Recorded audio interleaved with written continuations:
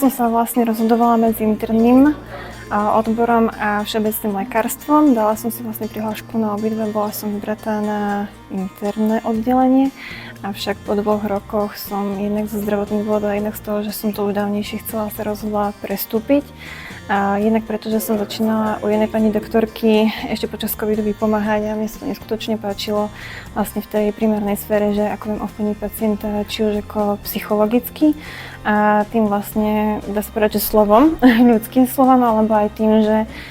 v dnešnej dobe už tie kompetencie všeobecného lekára sú o niečom úplne inom, ako boli kedysi. Už to nie je len výmeny listoček, ale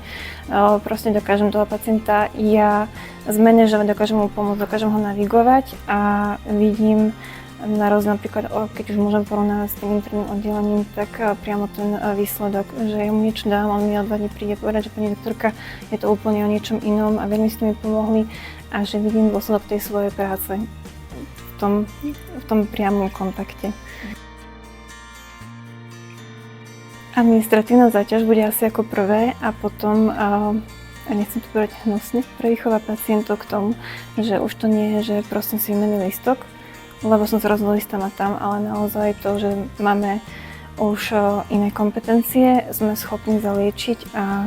sme schopní vyriešiť ich problémy a teda, že ich neodbijeme. Nech sa páči, choďte ďalej, ale to poriešime a mnohokrát to pacienti nechcú počuť, nechcú naozaj toho špecialistu, lebo on počul, že on je na to a nie sme celkom akože schopní a braní takto, takže to by som povedala, že asi tak najväčší problém zatiaľ, čo vnímam.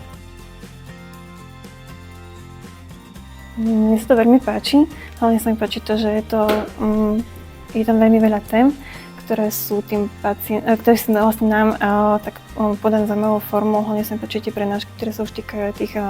ambulantných vecí, že priamo sa vlastne vzdeláme v tom, ako vôbec začať ambulanciu, aj tá umelá inteligencia vlastne a všetky tieto veci okolo, tak je to pre nás úplne iné, ako si to len niekde čítať a sami sa stresovať.